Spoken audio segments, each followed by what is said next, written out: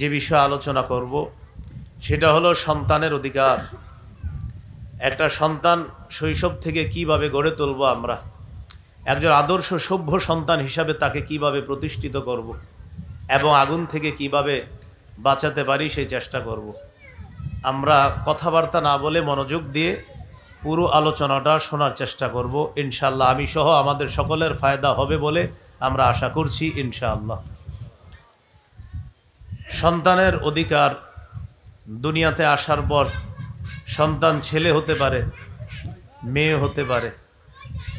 ছেলে হওয়া এটাও আল্লাহর পক্ষ থেকে নেয়ামত, মেয়ে হওয়া এটাও আল্লাহর পক্ষ থেকে নেয়ামত।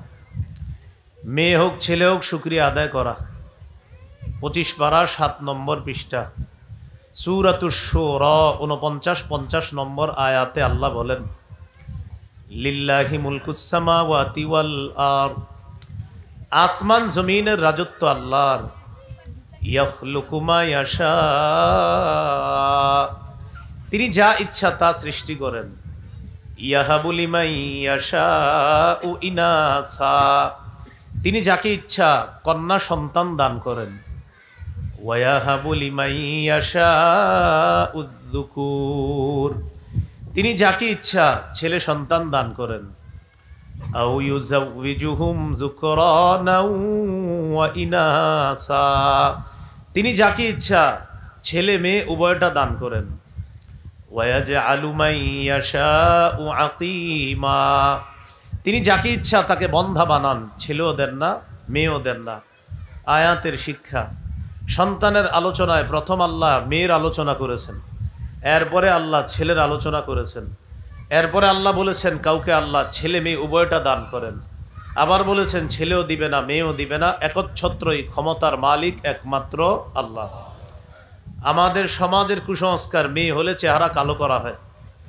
14 নম্বর পারা 12 নম্বর পৃষ্ঠা সূরা নাহল 58 নম্বর আয়াতে আল্লাহ বলেন, ওয়াইদা বুশিরা আহাদুহুম বিল উনসা যাল্লা ওয়াজহুহু মুসওয়াদ্দাও ওয়া হুয়া কাযীম, কিছু মানুষ আছে তাদেরকে কন্যা সন্তানের সুসংবাদ যখন দেওয়া হয় তখন তাদের চেহারা কালো হয়ে যায়, দুঃখে ভারাক্রান্ত হয়ে যায়, কেন মেয়ে হইল।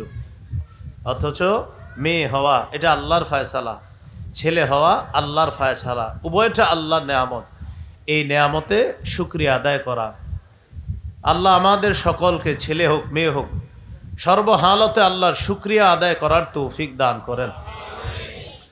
রাসূলুল্লাহ সাল্লাল্লাহু আলাইহি সাল্লাম বলেন, যার একজন কন্যা সন্তান, ক্বালা রাসূলুল্লাহ সাল্লাল্লাহু আলাইহি ওয়াসাল্লাম, মান বুলিদাত লাহু ইবনাতুন ফালাম ইয়াইদহা ওয়ালাম ইউহিনহা ওয়ালাম ইউসির ওয়ালাদাহু আলাইহা আদখালাহুল্লাহু বিহাল জান্নাহ, যে ব্যক্তির একজন কন্যা সন্তান, এই কন্যাকে সে কন্যা বলে মাটির নিচে জীবন্ত পুঁতে দেয় নাই জাহিলি যুগের মতো, কন্যাকে কন্যা বলে অবজ্ঞা করে নাই, কন্যার চেয়ে ছেলেকে বেশি প্রাধান্য দেয় নাই।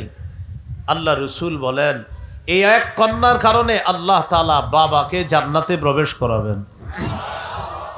যাদের 2 জন কন্যা, ক্বালা রাসূলুল্লাহ সাল্লাল্লাহু আলাইহি ওয়াসাল্লাম, মান আলা জারিয়াতাইন দাখালতু আনা ওয়া হুয়াল জান্নাহ কাহাতাইন। রাসূলুল্লাহ সাল্লাল্লাহু আলাইহি সাল্লাম বলেন, যে ব্যক্তি 2 কন্যার লালন পালন করলো, আমি এবং 2 কন্যার অভিভাবক এইভাবে পাশাপাশি জান্নাতে প্রবেশ করব। তার 3 জন অথবা 3-এর বেশি কন্যা।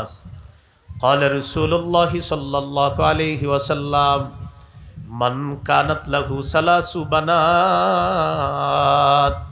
ফায়ুবিহিন্না ওয়া ইয়াকফিহিন্না ওয়া ইয়ারহামুহুন্না ওয়াজাবাত লাহুল জান্নাহ আলবাত্তাতা।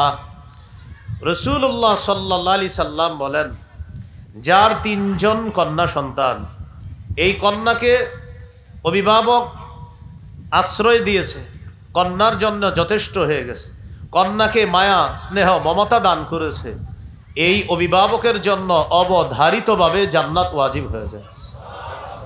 তাহলে 1 2 3 কন্যা, এরা জান্নাতে যাওয়ার কারণ। এদেরকে সুন্দরভাবে লালন পালন করা, এরা চেহারা কালো করার কারণ যেন না হয়। আল্লাহ আমাদেরকে এই কুসংস্কার থেকে নিজেদেরকে এবং সমাজকে হেফাজত যেন করেন। আল্লাহ সকলকে এই ব্যাপারে সচেতনতা অবলম্বন করার তৌফিক দান করেন। দুনিয়াতে সন্তান আসলো, ছেলে হতে পারে, মেয়ে হতে পারে, যে হোক তার কানে আজান দেওয়া। আমাদের সমাজের আবার আরেক কুসংস্কার, মেয়ে হইলে আজান দেয় না, ছেলে হইলে আজান দেয়। এটা ঠিক না। ছেলে হলেও আজান দেওয়া, মেয়ে হলেও আজান দেওয়া, এটা প্রথম অধিকার। আবু দাউদ 5105 নম্বর হাদিস। হাদিসের বর্ণনাকারী উবাইদুল্লাহ ইবনে আবি রাফি রাদিয়াল্লাহু তাআলা তিনি বলেন, রাআইতু রাসূলুল্লাহি সাল্লাল্লাহু আলাইহি ওয়াসাল্লাম আযানা ফি উযুনিল হাসান ইবনে আলী ইবনে আবি তালিব রাদিয়াল্লাহু তাআলা আনহুমা হিনা ওয়ালাদাতহু ফাতিমাতু বিস-সালাহ। যেদিন ফাতেমা রাদিয়াল্লাহু তাআলা আনহা হাসান রাদিয়াল্লাহু তাআলা আনহুকে জন্ম দিলেন, সেদিন আমি রাসূলুল্লাহ সাল্লাল্লাহু আলাইহি সাল্লামকে দেখেছি মুয়াজ্জিন সাহেব নামাজের যে আজান দেয়, আমি দেখলাম নবী হযরত হাসানের কানে অবিকল নামাজের আজানের মতো আজান দিতে দেখলাম। তাহলে প্রথম কাজ সন্তানের কানে আজান দেওয়া। 2 নম্বর তাহনিক করানো। তাহনিক কাকে বলে?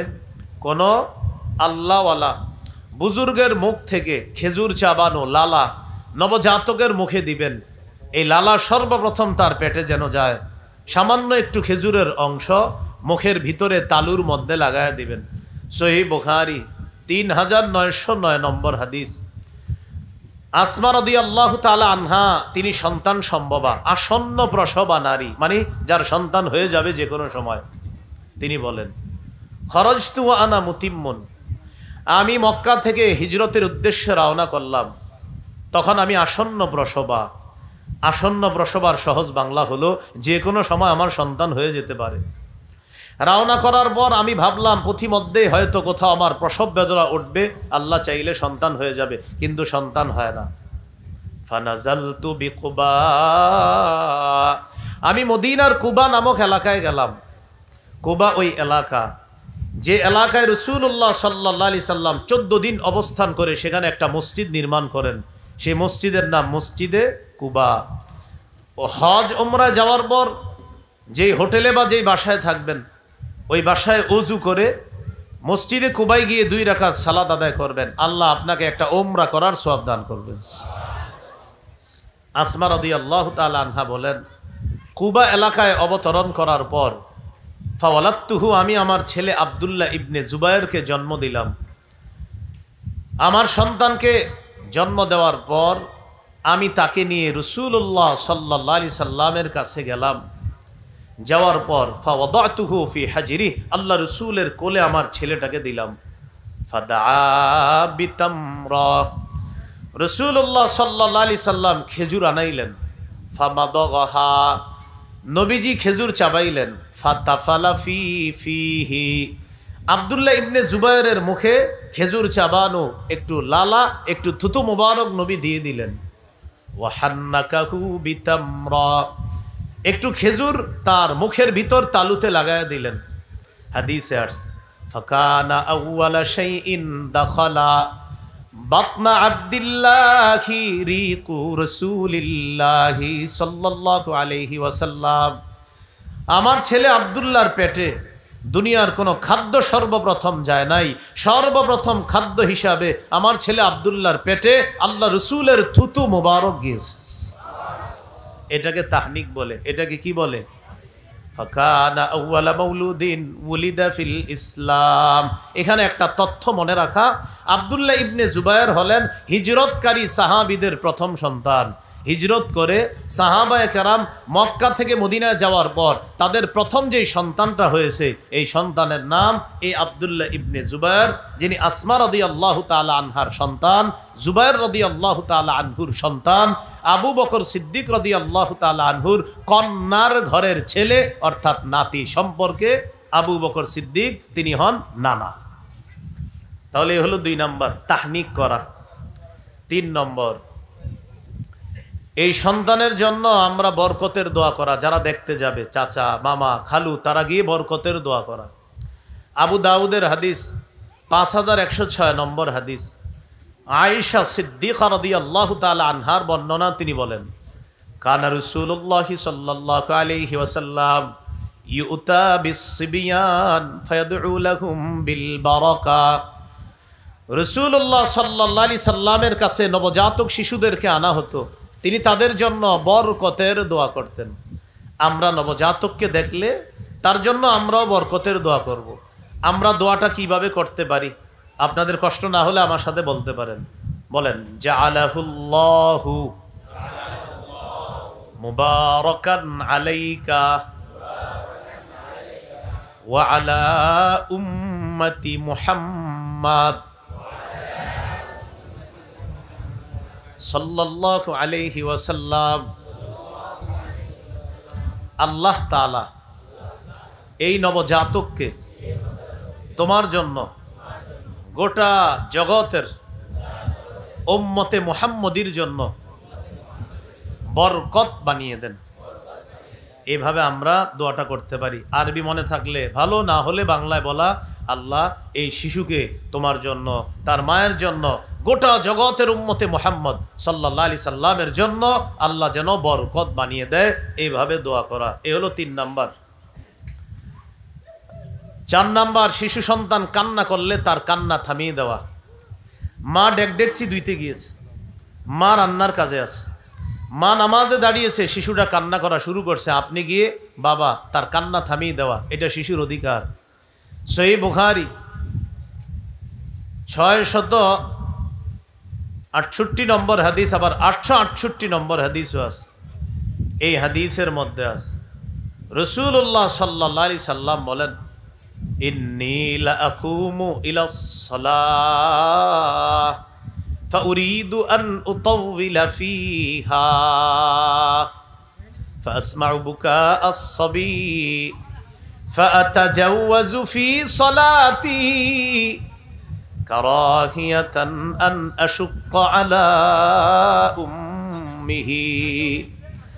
রাসূলুল্লাহ সাল্লাল্লাহু আলাইহি সাল্লাম বলেন, আমি নামাজে দাঁড়িয়ে লম্বা কেরাত পড়ার নিয়ত করি, ওই মুহূর্তে আমি শিশুর কান্নার আওয়াজ শুনলে আমি তাড়াতাড়ি নিয়ত পাল্টায়া সংক্ষিপ্ত কেরাতে নামাজ শেষ করি। কারণ আমার পিছনে যেই নারী আছে, শিশুর মা আছে, শিশুর কান্নায় মায়ের কষ্ট হবে। আমার কেরাত লম্বা হলে শিশুর কান্নাও লম্বা হবে, মায়ের কষ্ট দীর্ঘায়িত হবে। আমি নবী শিশুর অধিকার আর তার মায়ের অধিকার প্রতিষ্ঠিত করার জন্য, মায়ের কষ্ট লাঘব করার জন্য লম্বা কেরাতের পরিবর্তে সংক্ষিপ্ত কেরাত পড়ে নামাজ শেষ করে শিশু এবং তার মায়ের অধিকার প্রতিষ্ঠিত করি। তাহলে শিশুর কান্না থামানো এটা শিশুর অধিকার। ওরে বেশি সময় কাঁদতে দিয়েন না। আমরা যারা বাবা আছি, আজীব ধরনের বাবা বর্তমান যুগে, কানলে না ওর মা আছে না আমি কেন ধরবো, এরকম অনেক। না, এটা ঠিক না, আপনি গিয়েও ধরা। এ হলো 4 নাম্বার। শিশুর 5 নাম্বার অধিকার আকিকা করা।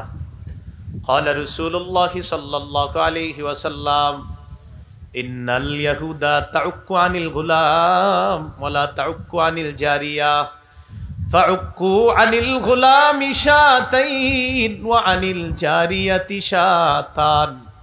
রাসূলুল্লাহ সাল্লাল্লাহু আলাইহি সাল্লাম বলেন, ইহুদিরা ছেলের আকিকা করত, মেয়ের আকিকা করত না। ও আমার উম্মত, তোমরা ছেলের পক্ষ থেকে 2টি ছাগল আকিকা করবা, মেয়ের পক্ষ থেকে 1টি ছাগল আকিকা করবা। মাসালা হলো, ছেলের পক্ষ থেকে 2টি আকিকা করার যদি সামর্থ্য না থাকে তাহলে 1টি পশু দিয়ে আকিকা করলেও সুন্নাহ আদায় হয়ে যাবে ইনশাআল্লাহ। এ হলো 5 নাম্বার আকিকা করা। হাদিসের কিতাব নাসাই 4220 নম্বর হাদিস। ক্বালা রাসূলুল্লাহ সাল্লাল্লাহু আলাইহি ওয়াসাল্লাম, কুল্লু গুলামিন রাহিনুন বিআকীকাতিহি তুযবাহু আনহু ইয়াওমা সাবিহি ওয়া ইউহলাকু রাসুহু। রাসূলুল্লাহ সাল্লাল্লাহু আলাইহি সাল্লাম বলেন, প্রত্যেক নবজাতক তার আকিকার সাথে আবদ্ধ। 7ম দিনে তার পক্ষ থেকে পশু জবাই করা হবে। 7ম দিনে তার মাথার চুল মুন্ডন করা হবে। মাথার চুল মুন্ডন করার পর কি করণীয়? একটা টিস্যুর মধ্যে রেখে দিবেন। অথবা আপনি যেভাবে পারেন সপ্তম দিনের ওই চুলগুলা সংরক্ষণ করে স্বর্ণকারের দোকানে যাবেন। স্বর্ণকারকে গিয়ে বলবেন এক পাল্লায় সপ্তম দিনের ওই নবজাতকের চুল রাখতে, আরেক পাল্লায় রূপা রাখতে। চুল পরিমাণ রূপা আল্লাহর রাস্তায় সদকা করে দিবেন, অথবা ওই রূপা পরিমাণ টাকা আল্লাহর রাস্তায় সদকা করে দিবেন। বেশি হবে না, ১,৫০০ টাকা রূপা হতে পারে, আমি বাড়িই বলছি ১,৫০০, আরো কম হবে। এই কাজটা করা, মুহাদ্দিসিনে কেরাম এই কাজের ব্যাখ্যায় লিখেছেন এটার দ্বারা আল্লাহ তাআলা শিশুকে অনেক রোগ বিমারি থেকে হেফাজত করে। রাসূলুল্লাহ সাল্লাল্লাহু আলাইহি সাল্লাম তার মেয়ে ফাতেমা রাদিয়াল্লাহু তাআলা আনহাকে বললেন, ইহলিকি রাসা ওয়া তাসাদ্দাকি বিজিনাতি শা'রিহি ফিদ্দা। ফাতেমা, তুমি হাসানের মাথার চুলগুলা মুন্ডন করো আর তার চুল পরিমাণ রূপা সদকা করে দাও। আলী রাদিয়াল্লাহু তাআলা আনহু বলেন, ফাওয়াজানতুহু ফাকানা ওয়াজনুহু দিরহামান আও বা'দা দিরহাম। আমি হাসানের মাথার চুল ওজন করলাম, তার চুলের পরিমাণ হলো ১ দিরহাম রূপা অথবা ১ দিরহামের কাছাকাছি রূপা। আমি এই পরিমাণ রূপা আল্লাহর রাস্তায় সদকা করে দিলাম। তাহলে ৫ নাম্বার আকিকা করা। আকিকার গোশত সবাই খেতে পারবে, শিশুর মা বাবা, শিশুর দাদা দাদি, নানা নানি, ভাই বোন, আত্মীয় স্বজন, ১৪ গোষ্ঠী খেতে পারবে। এমনকি গরিব মিসকিন অসহায় যারা, তাদেরকেও দিতে পারেন, সবাই খেতে পারবে। যদি সন্দেহ থাকে ওই শিশুর গোস্তটাও ফ্রিজে রেখে দিয়েন, বড় হইলে ওরেও খাওয়াই দিবেন, নে তোর আকিকার গোস্ত তুই খা। যদি কারো সন্দেহ থাকে আকিকার গোস্ত এটা হালাল। হালালকে হারাম মনে করা কুফর, হারামকে হালাল মনে করা কুফর। হালালকে হালালি মনে করা এটা শরীয়ত, হারামকে হারাম মনে করা এটা শরীয়ত। হালালকে হারাম মনে করার সুযোগ নাই, হারামকে হালাল মনে করার সুযোগ নাই। সাবধান, আল্লাহ আমাদেরকে আকীদা সাফ স্বচ্ছ রাখার তৌফিক দান করেন। এ হলো ৫ নাম্বার আকিকা করা। ৬ নাম্বার সুন্দর একটা নাম রাখা। গুরুত্ব সহকারে এই অংশটি আমরা শুনি। আবু দাউদের হাদিস ৪৯৪৯ নম্বর হাদিস। ক্বালা রাসূলুল্লাহ সাল্লাল্লাহু আলাইহি ওয়াসাল্লাম, আহাব্বুল আসমাই ইলাল্লাহ আবদুল্লাহি ওয়া আবদুর রহমান। রাসূলুল্লাহ সাল্লাল্লাহু আলাইহি সাল্লাম বলেন, আল্লাহর কাছে সর্বাধিক পছন্দের নাম হলো আব্দুল্লাহ, আব্দুর রহমান, সবচেয়ে পছন্দের নাম। আব্দুল্লাহ ইবনে আব্বাস রাদিয়াল্লাহু তাআলা আনহুমার বর্ণনা, তিনি বলেন, ক্বালু ইয়া রাসূলুল্লাহ ক্বাদ আলিমনা হাক্কাল ওয়ালিদ ফামা হাক্কুল ওয়ালাদি ইয়া রাসূলুল্লাহ। সাহাবায়ে কেরাম রাসূলুল্লাহ সাল্লাল্লাহু আলাইহি সাল্লামকে জিজ্ঞাসা করলেন, আমরা মা বাবার অধিকার জানি, সন্তানের কি অধিকার আমাদেরকে একটু বলেন। ফাকালা রাসূলুল্লাহ সাল্লাল্লাহু আলাইহি ওয়াসাল্লাম, আইয়ুহসিনা ইসমা ওয়া ইউহসিনা আদাবা। মা বাবার জন্য করণীয় হলো সন্তানের সুন্দর নাম রাখা এবং সন্তানকে সুন্দর শিষ্টাচারের মাধ্যমে বড় করা, তাকে ভদ্রতা শিক্ষা দেওয়া। নাম সুন্দর হওয়া কতটা জরুরি একটি হাদিস শুনলে আপনাদের এই বিষয়ের গুরুত্ব বুঝে আসবে। সহিহ বুখারী ৬১৯৩ নম্বর হাদিস। মদিনার অনেক বড় আলেম, বড় তাবি, শ্রেষ্ঠ ফিকহি মুফতিদের একজন সাঈদ ইবনুল মুসাইয়াব রাহিমাহুল্লাহ, যিনি সাহাবায়ে কেরামকে দেখেছেন, তিনি বর্ণনা করেন। বুখারীর ৬১৯৩ নম্বর হাদিস। তার দাদার নাম হাজনুন। যদি একটু বলেন কি নাম? হাজনুন অর্থ দুঃখ। হাজনুন অর্থ কি? দুঃখ। তাহলে তার দাদার নাম হাজনুন, হাজনুন অর্থ দুঃখ। তিনি বলেন, আমার দাদা নবীজির কাছে আসছে। নবীজি আমার দাদাকে বললেন, মাসমুকা, তোমার নাম কি? তিনি বললেন, হাজনুন, আমার নাম দুঃখ। নবীজি বললেন, বাল আংতা সাহলুন, কি বলো, তোমার নাম সাহলুন, হাজনুন না। হাজনুন মানি দুঃখ, বালা, মুসিবত, তোমার নাম সাহলুন, সাহলুন মানি সহজ, সবকিছু ওকে, নিরাপদ, সব ঠিকঠাক, এটা মানি হলো সাহলুন, তুমি সাহলুন।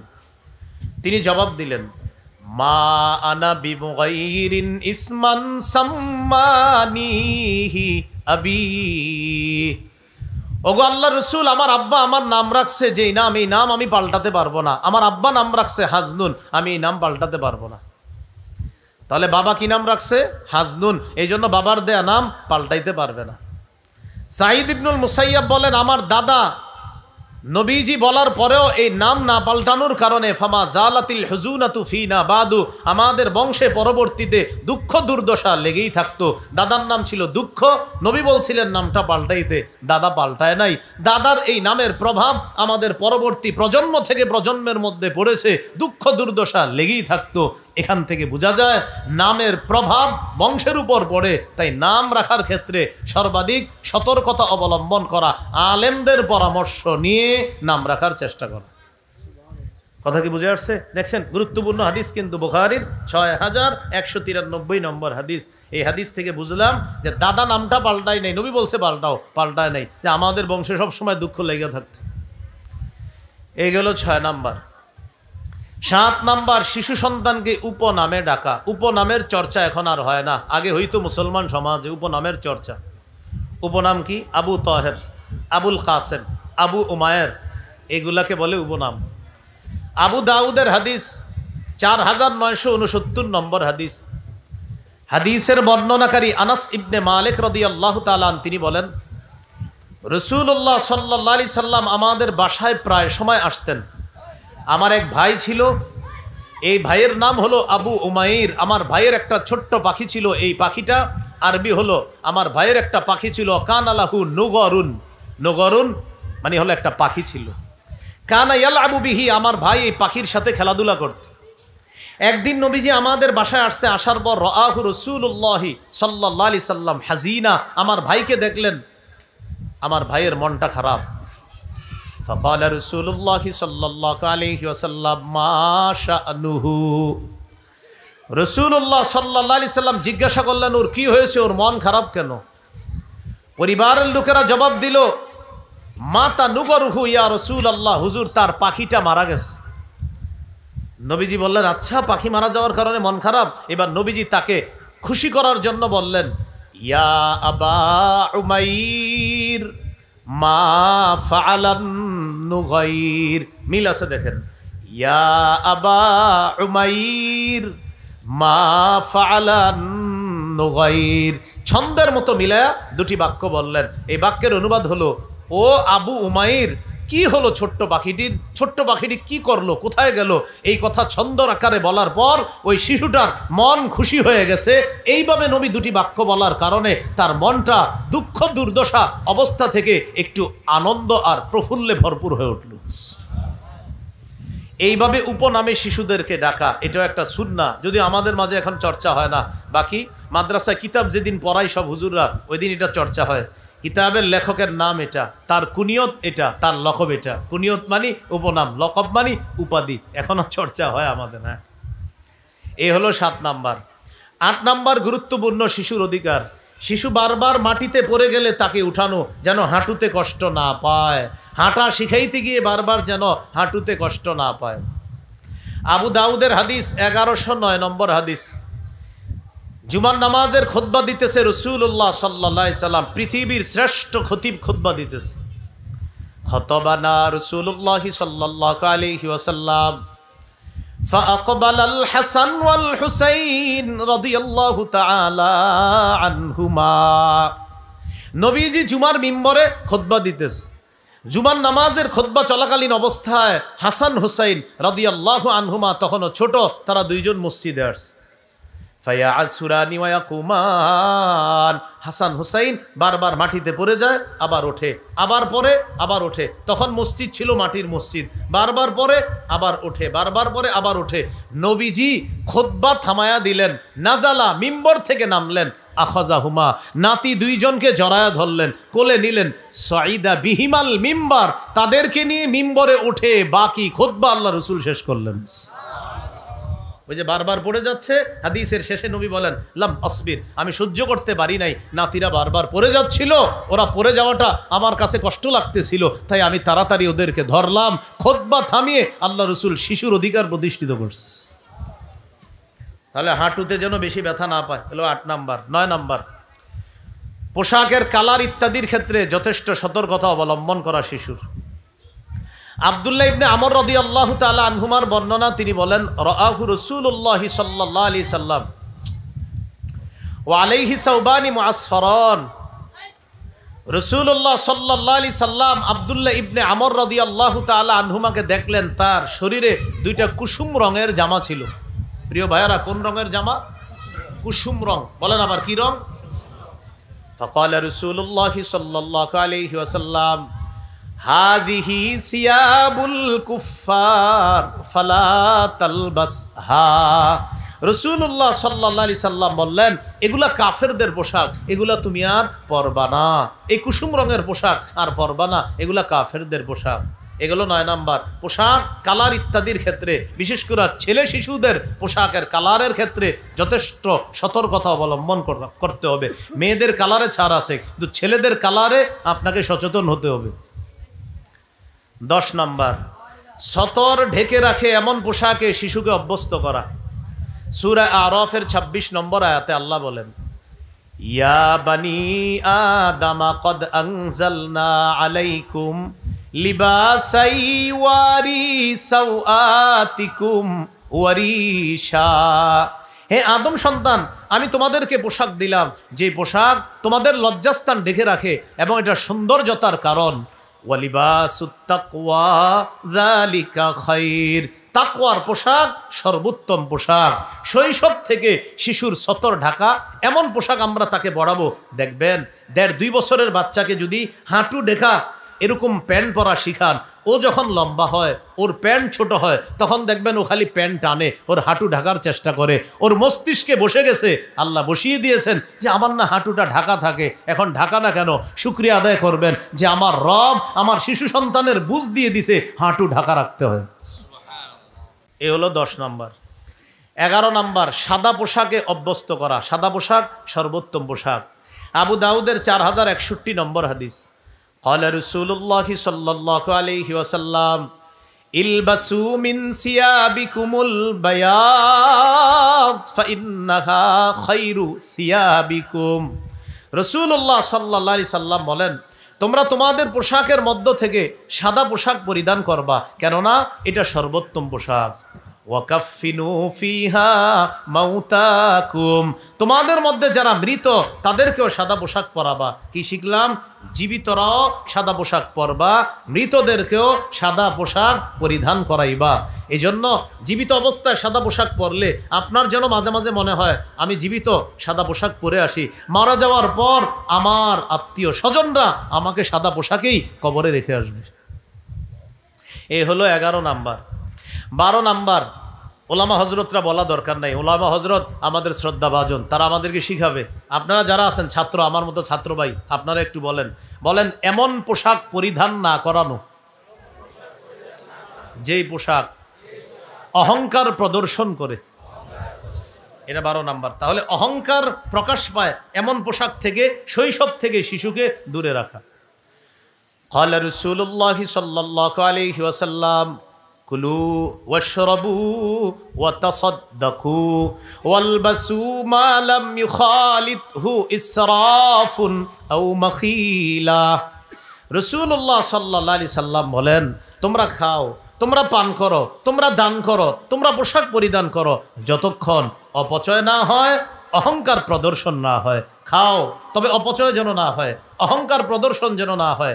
পান করো, অপচয় যেন না হয়, অহংকার প্রদর্শন যেন না হয়। দান করো, দান যেন তোমাকে অহংকারী না বানায়। পোশাক পরিধান করো, পোশাক পরিধান যেন অপচয়ের কারণ না হয় আর অহংকার প্রদর্শনের কারণ যেন না হয়। আল্লাহ কথাগুলো মনে রাখার তৌফিক দান করেন। 13 নাম্বার, ছেলে শিশুকে রেশম থেকে দূরে রাখা। আমি আবার বলছি, ছেলে শিশুকে রেশমের কাপড় থেকে দূরে রাখা। ছেলে শিশু। ক্বালা রাসূলুল্লাহ সাল্লাল্লাহু আলাইহি ওয়াসাল্লাম উহিল্লাত যাহাবু ওয়াল হারিরু লিউনাসি উম্মতি ওয়া হুররিমা আলা যুকুরিহা। আমার উম্মতের মেয়েদের জন্য রেশম বৈধ, স্বর্ণ বৈধ। আমার উম্মতের ছেলেদের জন্য রেশম হারাম, স্বর্ণ হারাম। আমার উম্মতের মেয়েদের জন্য রেশম হালাল, স্বর্ণ হালাল। আমার উম্মতের ছেলেদের জন্য রেশম হারাম, স্বর্ণ হারাম। তাহলে মেয়েদের জন্য স্বর্ণ হালাল, রেশম হালাল, ছেলেদের জন্য স্বর্ণ হারাম, রেশম হারাম। প্রশ্ন হলো হুজুর শিশু তো, ওরেও স্বর্ণ পরানো যাবে না? না, ওরে অভ্যস্ত করবেন না, কারণ ওর মাঝে যেন স্বর্ণ আর রেশমের প্রভাব না আসে, তাই শৈশব থেকে রেশম স্বর্ণ থেকে ছেলে শিশুকে দূরে রাখা। কত হলো? 13। 14 নাম্বার, আল্লাহু আকবার পড়েন। আমাদের নবীজি জুতা পরাও শিখিয়ে দিছে। হ্যাঁ, কি পরা? জুতা পরা। 14 নাম্বার অধিকার, শিশুকে জুতা পরা শিখাবেন। এই জন্য আল্লাহু আকবার বললাম যে আমার নবী কত মায়ার নবী, জুতা কিভাবে পরবো এটাও শিখাই দিছে উম্মতকে। قال رسول الله صلى الله عليه وسلم لا تمشي في نعل واحد। রাসূলুল্লাহ সাল্লাল্লাহু আলাইহি সাল্লাম বলেন, এক পায়ে জুতা পরিধান করে চলবা না, এক পায়ে জুতা পরে চলবা না। বুখারীতে আসছে লিউনইলহিমা জামিআ আও লিউহফিহিমা জামিআ। হয়তো দুই পায়ে জুতা রেখে চলবা, না হয় দুই পা খালি রেখে চলবা। হয়তো দুই পায়ে জুতা রেখে চলবা, না হয় দুই পা খালি রেখে চলবা। কত গেল? 14 নাম্বার। 15 নাম্বার, সব কিছু ডান দিক থেকে করার শিক্ষা দেওয়া। বুখারী 168 নম্বর হাদিসে আছে, আয়েশা সিদ্দিকা রাদিয়াল্লাহু তাআলা আনহার বর্ণনা, কানা রাসূলুল্লাহি সাল্লাল্লাহু আলাইহি ওয়াসাল্লাম ইউজিবুহু তায়াম্মুনু ফিত তানাউলি ওয়াত তারাজ্জুলি ওয়া তুহুরিহি ওয়া ফি শানিহি কুল্লিহি। রাসূলুল্লাহ সাল্লাল্লাহু আলাইহি সাল্লাম সবকিছু ডান দিক থেকে পছন্দ করতেন। ফিত তানাউলি, জুতা পরা, ওয়াত তারাজ্জুলি, মাথার চুল আছড়ানো, ওয়া তুহুরিহি, ওযু করা, পবিত্রতা অর্জন করা, ওয়াফি শানিহি কুল্লিহি, এমনকি সব কিছু তিনি ডান দিক থেকে করা পছন্দ করতেন। আমরা শিশুকে এটা শিক্ষা দিব ডান দিক থেকে। ও বাম হাতে কিছু নিতে চাইলো, এইভাবে আপনি দিবেন, ও বাম হাত দিবে, আপনি বলবেন, ও পরে ডান হাত দিবে, পরে এটা দেখবেন 2 দিন পর পর খালি এমন করবে, এভাবে আবার এমন করবে, এরকম এইভাবে বারবার করবেন, ওর মাথায় বুঝে এসে যাবে, হ্যাঁ হ্যাঁ এইটা দিতে হবে, এইটা না দিলে আমার মা আমাকে দেয় না, বাম হাত দিলে আম্মু দেয় না, বাম হাতে বাবা দেয় না, ডান হাত দিলে বাবা দেয়, মাও দেয়। এইভাবে সব কিছু ডান দিক থেকে শিক্ষা দেওয়ার চেষ্টা করা। কত হলো? 15। 16 নাম্বার, শিশুকে তাওহীদ শিক্ষা দেওয়া। এটা একটা শ্রেষ্ঠ শিক্ষা। তিরমিজির 2516 নম্বর হাদিসে আছে, রাসূলুল্লাহ সাল্লাল্লাহু আলাইহি সাল্লাম আব্দুল্লাহ ইবনে আব্বাস রাদিয়াল্লাহু তাআলা আনহুমাকে তাওহীদ শিক্ষা দিয়েছেন। ইয়া গুলাম, হে বালক, আমি তোমাকে কিছু শিখাইয়া দিই। ও আল্লিমকা কালিমাত, আমি তোমাকে কিছু বাক্য কথা শিখাইয়া দিই, এগুলো তুমি মনে রাখবা। ইহফাজিল্লাহ ইয়াহফাজকা, তুমি সদা সর্বদা আল্লাহর বিধানগুলা রক্ষা করবা, আল্লাহ তোমাকে রক্ষা করবে। ইহফাজিল্লাহ তাজিদহু তুজাহাকা, তুমি সদা সর্বদা আল্লাহকে স্মরণে রাখবা, আল্লাহ তোমাকে বিপদে আপদে স্মরণে রাখবে। আল্লাহকে তুমি বিপদে আপদে সামনে পাইবা। তুমি সদা সর্বদা আল্লাহকে স্মরণে রাখবা, বিপদে আপদে আল্লাহকে তুমি সামনে পাইবা। এইভাবে তাওহীদ শিক্ষা দেওয়া। ইদা সাআলতা ফাসআলিল্লাহ, বালক তুমি যখন চাইবা আল্লাহর কাছে চাও। ওয়া ইদাস্তাআনতা ফাস্তাইন বিল্লাহ, তুমি যখন সাহায্য প্রার্থনা করবা আল্লাহর কাছে সাহায্য প্রার্থনা করো। এইভাবে শিশুকে তাওহীদ শিক্ষা দেওয়া। আমরা এইভাবে শিক্ষা দিব, বলেন আল্লাহ এক, তিনি কারো মুখাপেক্ষী নন, তিনি সন্তান জন্ম দেন না, তিনি জন্ম নেন না, তার সমকক্ষ কেউ নাই, তিনি সৃষ্টির মুখাপেক্ষী নন, তিনি সময়ের মুখাপেক্ষী নন, তিনি স্থানের মুখাপেক্ষী নন, বরং সময়, স্থান, কাল, সৃষ্টি, আরশ, কুরসি সব আল্লাহর মুখাপেক্ষী। আল্লাহ কোনো কিছুর মুখাপেক্ষী না। মনে থাকবেনি? এইভাবে তাওহীদ শিক্ষা দেওয়া। কত গেল? 16। 17 নাম্বার, ইমানি তরবিয়ত শিক্ষা দেওয়া। কি শিক্ষা দেওয়া ভাই? ইমানি তরবিয়ত শিক্ষা দেওয়া। ভাই একটু পরে ফ্যানগুলো ইয়া করেন, গুরুত্বপূর্ণ আলোচনা চলতেছে। আল্লাহর রাস্তায় আমার দরকার নেই, বাতাস আমার দরকার নেই, একটু আলোচনাটা করতে দেন, মানুষ কিছু শিখতেছে। দরকার নেই, ফ্যান টেন দরকার নেই, আল্লাহর রাস্তায় কিছু লাগবে না, এই কিছুক্ষণের মধ্যে শেষ হয়ে যাবে। আল্লাহর রাস্তায় ফ্যান টেন নিয়ে হাঁটাহাঁটি করেন না, একটু রাখেন, মানুষগুলা মন দিয়ে শুনতেছে কথাগুলো। হ্যাঁ এটা লাগবে না ইনশাল্লাহ, হুজুর কষ্ট নিয়ে না, নিয়ে নেন, হ্যাঁ নিয়ে নেন। 17 নাম্বার, শিশুকে ইমানি তরবিয়ত শিক্ষা দেওয়া। 16 নাম্বার তাওহীদ শিক্ষা দেওয়া, 17 নাম্বার ইমানি তরবিয়ত শিক্ষা দেওয়া। ইমানি তরবিয়তের মধ্যে শ্রেষ্ঠ একটা তরবিয়ত, সেটা হলো ইমানের দাবি। লা ইলাহা ইল্লাল্লাহর শ্রেষ্ঠ দাবি হলো নামাজ। কি দাবি ভাই? নামাজ। এজন্য আমরা সবাই আজকে বলি, বলেন, হাজারো ব্যস্ততার মাঝে সর্বাধিক গুরুত্ব দিব নামাজ। এখানে অনেক ছাত্র ভাইয়েরা আছেন, স্কুল কলেজ ইউনিভার্সিটির ছাত্র ভাইয়েরা আছেন, পর্দার আড়ালে বিভিন্ন বাসা বাড়িতে আমার মা বোনেরা আছেন। আপনারা আপনাদের পড়ার টেবিলের সামনে এই লেখাটা লিখে রাখবেন, হাজারো ব্যস্ততার মাঝে সর্বাধিক গুরুত্ব দিতে হবে একটি কাজ, সেটি হলো নামাজ। এখানে দায়িত্বশীল ভাইয়েরা আছেন, কমিশনার আছেন, আবার এমপি পদপ্রার্থী যিনি উনিও ছিলেন, অনেকে ছিলেন, অনেকে আছেন। আপনাদের প্রতি আবদার থাকবে, আপনারা আপনাদের দায়িত্বে যদি আল্লাহ বসায়, দায়িত্বের এই চেয়ারটার সামনে এই কথাটা লিখে রাখবেন, হাজারো ব্যস্ততার মাঝে সর্বাধিক গুরুত্ব দিতে হবে, সেটা হলো নামাজ। সবাই, আমরা সবাই যে যেই চেয়ারে থাকবো, ওখানে আমাদের প্রধান একটা লেখা থাকবে যে আমার হাজারো ব্যস্ততা থাক, আমার রবের বিধান এটা সময় অনুযায়ী পালন করতে হবে। সেটা কি? নামাজ। তাহলে ইমানি তরবিয়তের শ্রেষ্ঠ একটা দাবি, সেটা হলো নামাজ শিক্ষা দেওয়া শিশুকে। 7 বছর বয়সে শিশুকে নামাজের আদেশ করা, 10 বছর বয়সে প্রয়োজনে তাকে মৃদু আঘাত করা। এখন আপনার সন্তান 7 বছর বয়স হলেই যে আপনার কথা শুনবে এমন না। এই জন্য কী করতে হবে? শৈশব থেকে ওর সামনে মাঝে মাঝে নামাজ পড়তে হবে। ওর মা যখন ও দোলনায় থাকবে, মা ওর পাশে নামাজ পড়বে। ঘুমের মধ্যে থাকলে হঠাৎ যখন চোখ খুলবে দেখবে মা নামাজ পড়ে। আপনি মাঝে মাঝে সুন্নত বাসায় পড়বেন, দেখবেন আপনার 2 বছর 2.5 বছরের শিশু মাঝে মাঝে জায়নামাজে আপনার পাশে দাঁড়ায় যাবে। পরনে কাপড় না থাকলেও মাথায় টুপি একটা দিয়ে দাঁড়ায় যাবে। ছোট মানুষ, এটা যারা বাবা হয়েছেন আপনারা পরীক্ষিত বিষয়টা। ও আপনার দিকে তাকাবে, আপনি কি করেন দেখে আপনার ঠোঁট নড়ে, ও এমন করে ঠোঁট নাড়তেছে।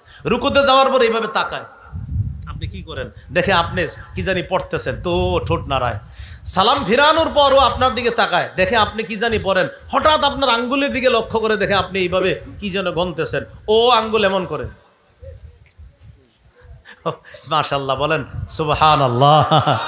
শিশুদেরকে এইভাবে অভ্যস্ত করা, তাহলে আস্তে আস্তে 7 বছর বয়সে আপনি নামাজের কথা বললে অটোমেটিক আপনার কথাগুলো শুনবে ইনশাআল্লাহ। قال رسول الله صلى الله عليه وسلم مروا أولادكم بالصلاة وهم أبناء 7 سنين। রাসূলুল্লাহ সাল্লাল্লাহু আলাইহি সাল্লাম বলেন, তোমরা তোমাদের সন্তানদেরকে নামাজের আদেশ করো যখন তাদের বয়স 7 বছর হয়। ওয়াদরিবুহুম আলাইহা ওয়া হুম আবনাউ 10 সিনিনা।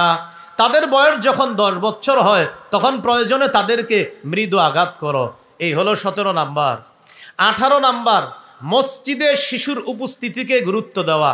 মোটামুটি শিশুর বয়স যখন হয়, তারা মসজিদে আসলে তাদেরকে মসজিদ থেকে তাড়িয়ে না দিয়ে ওদেরকে একসাথে কাতারে দাঁড় করানো, এটা আপনাদের জন্য ঠিক হবে না।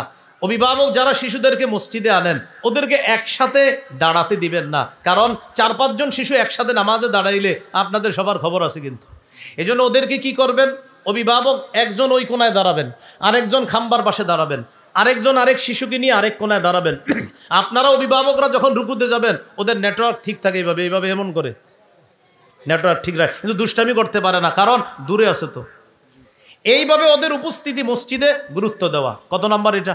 18 নাম্বার। হ্যাঁ, মসজিদে উপস্থিতি গুরুত্ব দেওয়া। ক্বালা রাসূলুল্লাহি সাল্লাল্লাহু আলাইহি ওয়াসাল্লাম ইযা আম্মা আহাদুকুমুন নাস ফালইউখাফফিফ। রাসূলুল্লাহ সাল্লাল্লাহু আলাইহি সাল্লাম বলেন, যখন তোমাদের কেউ মানুষের ইমামতি করে, তখন সে যেন নামাজটা একটু সংক্ষিপ্ত করে। সংক্ষিপ্ত করা দ্বারা উদ্দেশ্য আবার শর্ট করে এমন না, সে যেন নামাজটা 4 শ্রেণীর প্রতি লক্ষ্য রেখে মোটামুটি একটা পদ্ধতিতে নামাজটা শেষ করে। কেন? তার পিছনে অনেক মুসল্লিদের সাথে বিশেষ 4 ধরনের মুসল্লি আছে। ফাইন্না ফিহিমুদ দাঈফা, তাদের মাঝে দুর্বল আছে। ওয়াল মারিদা, মুসল্লিদের মাঝে অসুস্থ মুসল্লি আছে। ওয়াস সাগীরা, মুসল্লিদের মাঝে শিশু আছে। ওয়াল কাবীরা, মুসল্লিদের মাঝে বৃদ্ধ আছে। নবী ইমাম সাহেবদেরকে বললেন 4 শ্রেণীর প্রতি আপনি একটু লক্ষ্য রাখতে হবে।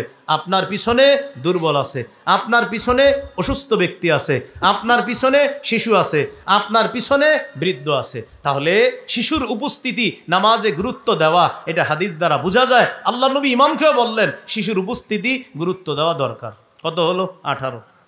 19 নম্বর, শিশুকে কোরআন শিক্ষা দেওয়া। মাশাআল্লাহ, এই জায়গায় অনেক ওলামা হজরত আছেন, বিভিন্ন মসজিদের আইম্মে মাসাজিদরা আছেন। এখানে অনেক ইমাম সাহেবরা আছেন, এরকম মাহফিলের চাইতে আরো কোটি গুণ বেশি গুরুত্ব দিতে হবে মসজিদ ভিত্তিক মক্তবের। মসজিদের মক্তবগুলা জিন্দা করতে হবে।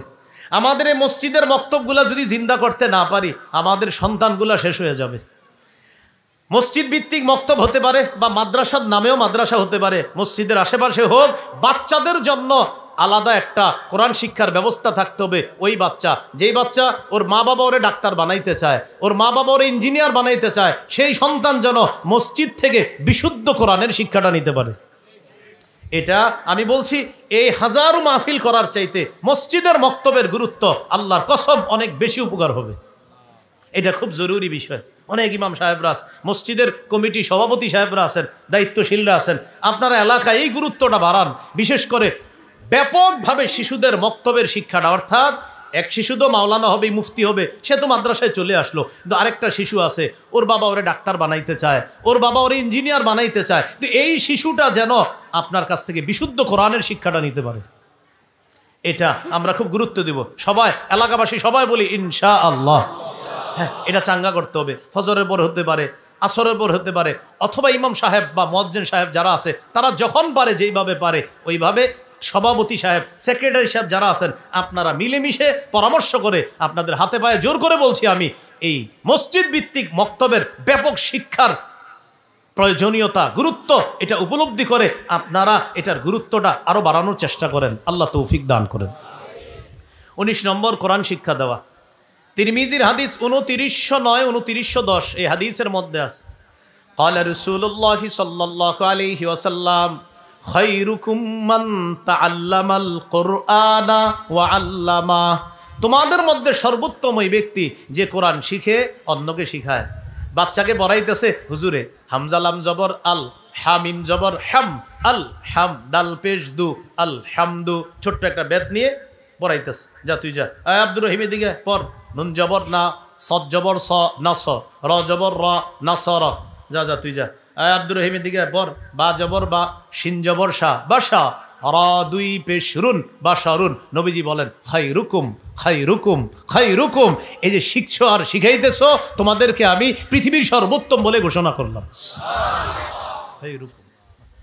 তাহলে 19 নাম্বার, কোরআনের শিক্ষা দেওয়া। মাশাআল্লাহ, ইমাম সাহেবদেরকে আপনারা ধরেন, হুজুর কোরআনের শিক্ষা আরো ব্যাপক করেন। ইমাম সাহেবকে যদি আপনারা গুরুত্ব দেন, উনি তখন আরো বেশি গুরুত্ব দিবে। না, আপনারা সবাইকে বলতে হবে, হুজুর মাদ্রাসা তো আছে, ব্যাপকভাবে শিশুদের জন্য কোরআন শিক্ষার গুরুত্বটা আমরা চাই আমাদের এলাকায় বাড়াতে। মাশাআল্লাহ, এই মাহফিলের আয়োজন যারা করছেন, আপনারা এই শিক্ষার গুরুত্বটাও বাড়ানোর চেষ্টা করেন। আল্লাহ তৌফিক দান করেন। 20 নম্বর, শিশুর সাথে খেলাধুলা করা। সুবহানাল্লাহ। দেখেন, আপনাদেরকে হাদিস শোনাই, আজীব হাদিস। ইবনে মাজাহ 144 নম্বর হাদিস। রাসূলুল্লাহ সাল্লাল্লাহু আলাইহি সাল্লাম এক সাহাবীর বাড়িতে দাওয়াতের উদ্দেশ্যে বের হয়েছে। এক সাহাবী নবীজিকে তার বাড়িতে দাওয়াত দিয়েছে, নবীজি সেই বাড়িতে রওনা করছে। ওয়া হুসাইনুন ইয়ালআবু ফিস সিক্কা। হঠাৎ দেখে আল্লাহ রাসূলের নাতি হুসাইন রাদিয়াল্লাহু তাআলা আন মদিনার গলির মধ্যে খেলাধুলা করতেছে। সুবহানাল্লাহ, ছোট মানুষ মদিনার গলিতে খেলতেছে। সিক্কাতুন শব্দের অর্থ গলি, বহুবচন সিকাকুন মানে হলো অলি গলি। এই অলি গলির মধ্যে হযরত হুসাইনকে যখন দেখলেন, নানা কি করলেন, সবার সামনে গেলেন। সবার সামনে গিয়ে যেই মাত্র নানাকে তার নাতি হুসাইন রাদিয়াল্লাহু তাআলা আনহু দেখলেন, ইয়াফিরুহা হুনা ওয়া ইয়াফিরুহা হুনা, নানাকে দেখা নাতি একবার এদিকে পালায়, আবার এদিকে পালায়। আমাদের নবীও পিছে পিছে এদিকে যায়, আবার নাতি এদিকে যায়, নবীও এদিকে যায়। হাদিসে আসছে ইউলাইবুহু ওয়া ইউদাহিকুহু, নবীজি তার ছোট্ট নাতির সাথে খেলতেছেন আর হাসি দিতেছেন, বারবার ধরার চেষ্টা করতেছে। হুসাইন বারবার পালাই যাচ্ছে, না ধরতে দিব না। এক পর্যায়ে নবী ধরে ফেললেন। এইভাবে থুতনির নিচে এক হাত রাখলেন, মাথার তালুর মধ্যে আরেক হাত রেখে বললেন, আহাব্বাল্লাহ মান আহাব্বা হুসাইনান, আমার হুসাইনকে যে ভালোবাসে আল্লাহ তাকে ভালোবাসে। আর বললেন, হুসাইনুন মিন্নি ওয়া আনা মিন হুসাইন, হুসাইন আমার থেকে, আমি হুসাইনের থেকে। সুবহানাল্লাহ। তাহলে শিশুর সাথে কি করা? খেলাধুলা করা। কত গেল? 20। 21 নম্বর, শিশুকে ভালোবাসা। এবার উদাহরণটা হযরত হাসান রাদিয়াল্লাহু তাআলা আনহুকে দিয়ে দিই। আগেরটা কারে দিয়ে দিলাম? হযরত হুসাইন। 21 নম্বর, শিশুকে ভালোবাসা। সহিহ বুখারীর বর্ণনা 5884 নম্বর হাদিস। রাসূলুল্লাহ সাল্লাল্লাহু আলাইহি সাল্লাম একদিন বাজার থেকে আসছে। আসার পর বললেন, আইনা লুকা। একটু বলবেন শব্দটা, বলেন লুকা, বলেন লুকা।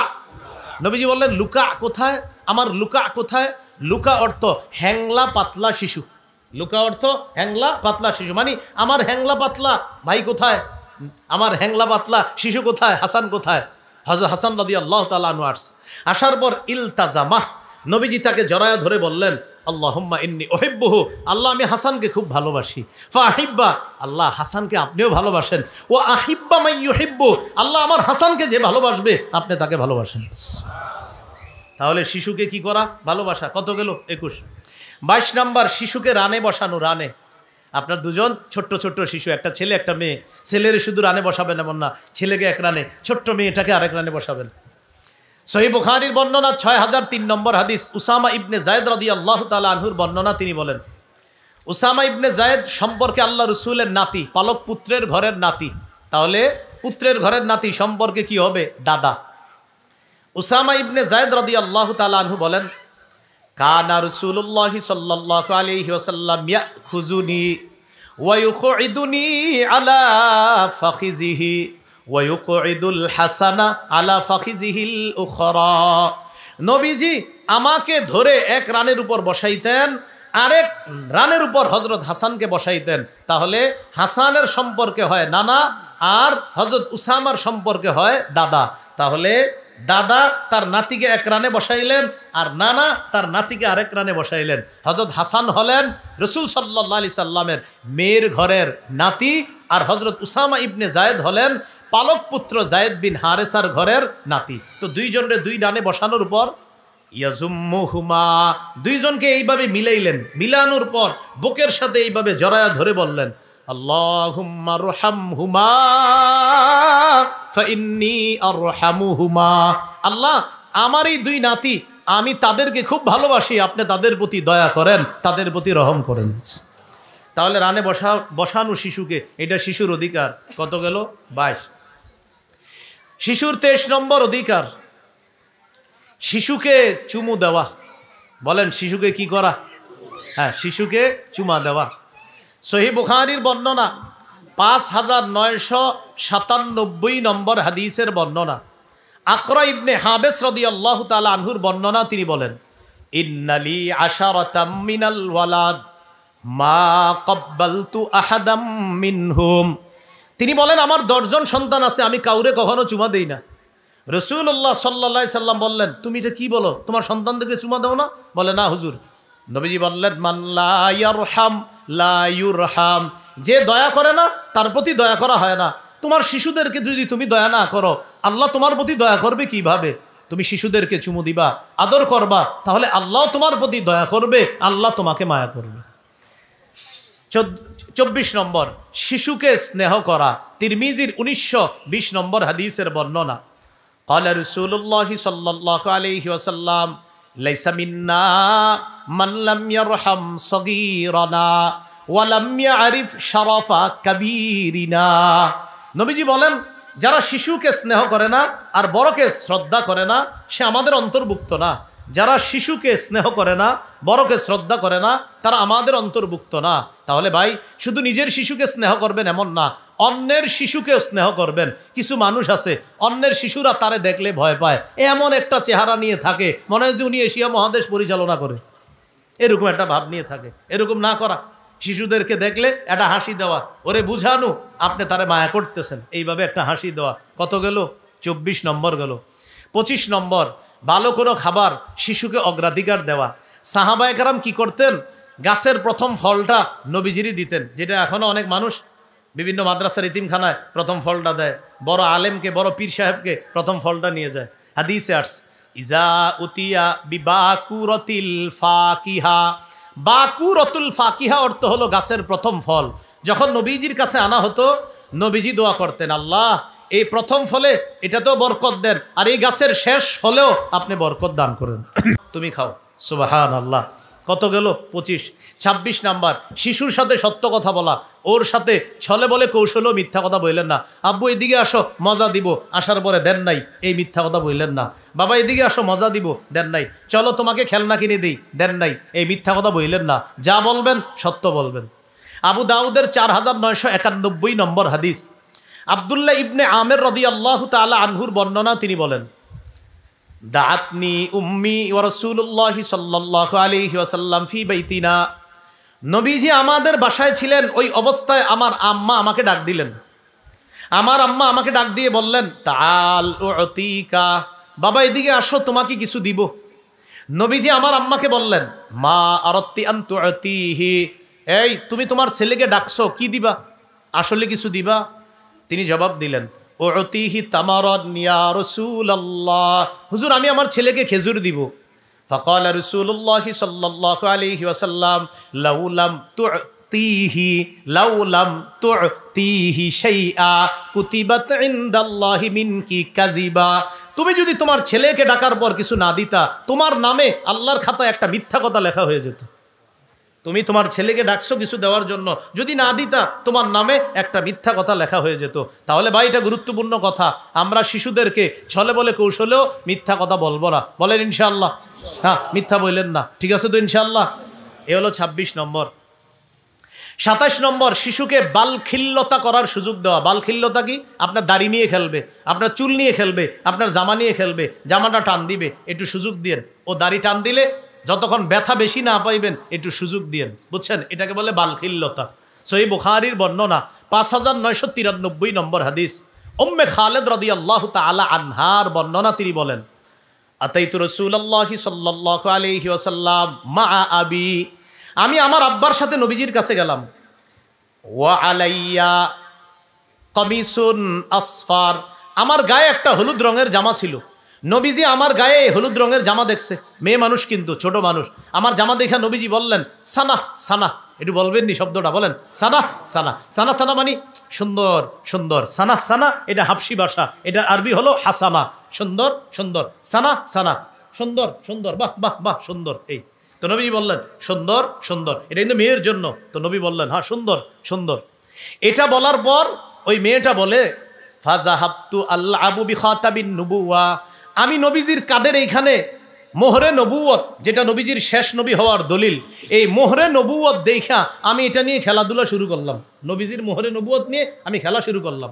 ফাজাজারানি আবি, আমার আব্বা আমাকে ধমক দিলেন, এই চুপ, নবীজির মোহরে নবুয়ত নিয়ে। নবীজি আমারে বললেন দা হা, নবীজি আমার আব্বাকে বললেন দা হা, আরে সুযোগ দাও, খেলুক, তোমার মেয়ে খেলুক, আমার মোহরে নবুয়ত নিয়ে খেলুক, সমস্যা নেই, সুযোগ দাও। সুবহান, এটাকে বালখিল্যতা বলে আর কি। হ্যাঁ, তাই এই সুযোগ দেওয়া, নবীজির মোহরে নবুয়ত নিয়ে খেলতেছে, তখন বাবা ধমক দিছে, নবীজি বললেন দা হা, আরে ছোট্ট মানুষ, দাও না, খেলুক, খেলাধুলা করুক। সুবহানাল্লাহ। এই হলো কত নাম্বার গেল? ২৭। ২৮ নাম্বার, শিশুদেরকে ছোটবেলা থেকে গুনাহের কিছু শিক্ষা দিয়েন না। প্রশ্ন, হুজুর ওদের তো গুনাহ নাই, কথা সত্য, কিন্তু গুনাহের কিছু শিখায়েন না, আস্তে আস্তে ওর মধ্যে প্রভাব চলে আসবে। হাদিসে আছে, রুফি আল কালাম আন সালাসা, ৩ ব্যক্তি থেকে কলম উঠিয়ে নেওয়া হয়েছে, 3 ব্যক্তির গুনাহ নাই। ১ নাম্বার আনিন নাইম হাত্তা ইস্তাইকিজা, ঘুমন্ত ব্যক্তির গুনাহ নাই জাগ্রত হওয়ার আগ পর্যন্ত। ২ নাম্বার আনিল মুবতালা হাত্তা ইয়াবরা, অসুস্থ ব্যক্তির গুনাহ নাই সুস্থ হওয়ার আগ পর্যন্ত। অথবা এই হাদিসে উদ্দেশ্য পাগল ব্যক্তি, যতক্ষণ সুস্থ না হবে তার কোনো গুনাহ নাই। এখানে এটাই উদ্দেশ্য, পাগল ব্যক্তি সুস্থ না হওয়া পর্যন্ত তার কোনো গুনাহ হবে না। ৩ নাম্বার ওয়ানি সবি হাত্তা ইয়াকবার, শিশু বড় হওয়ার আগ পর্যন্ত তার কোনো গুনাহ নাই। তো গুনাহ নাই বলে তাকে আমরা কোনো অবৈধ কিছু শিক্ষা দিব না, বলি ইনশাআল্লাহ। তাহলে ওর সামনে কার্টুন দেখবো না, হ্যাঁ, ওরে কার্টুন দেখে আমরা খানা খাওয়াবো না। কত গেল? ২৮ নম্বর। কত গেল? ২৮ নম্বর।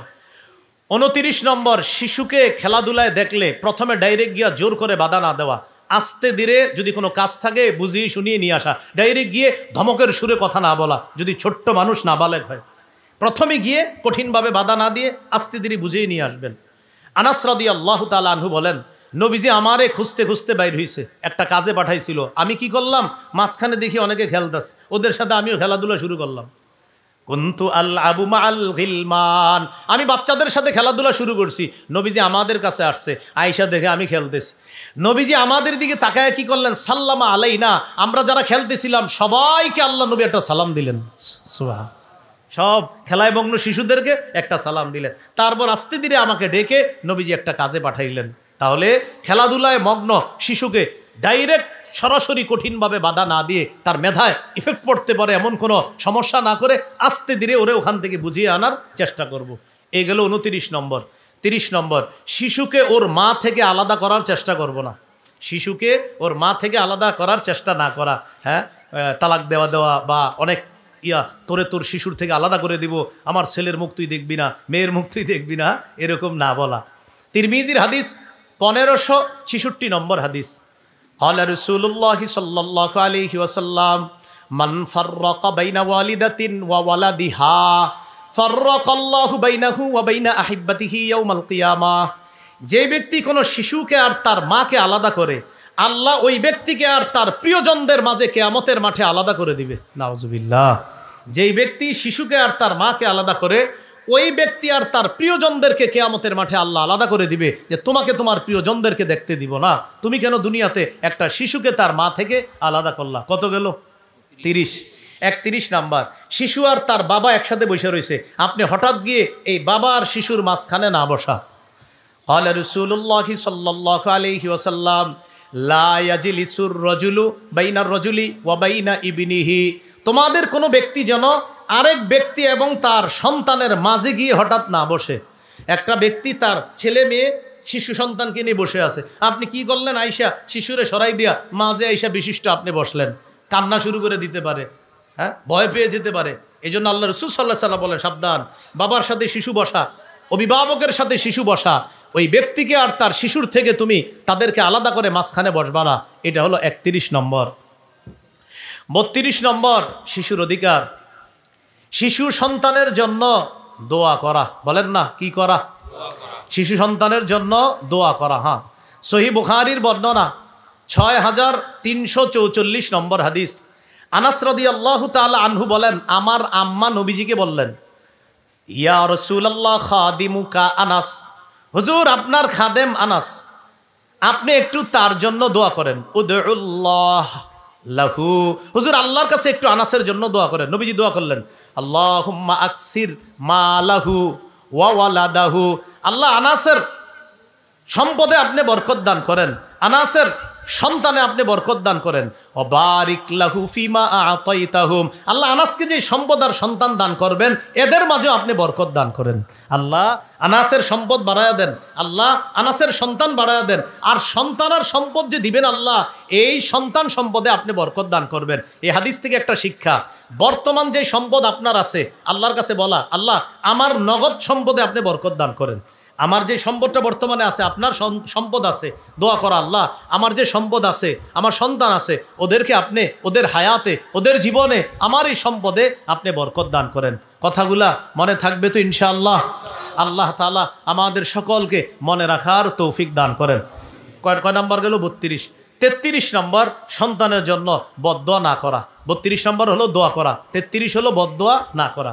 আবু দাউদের 1532 নম্বর হাদিস।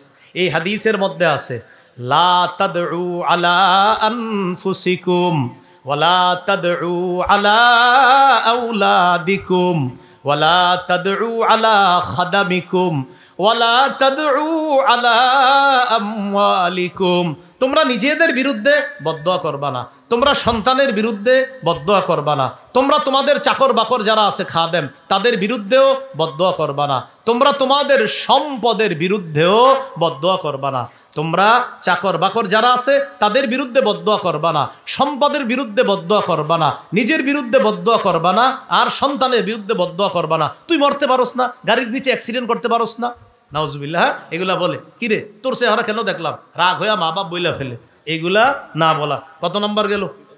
33। 34 নম্বর, ছোট মানুষকে ধমক কম দেওয়া, ছোটদেরকে ধমক কম দেওয়া।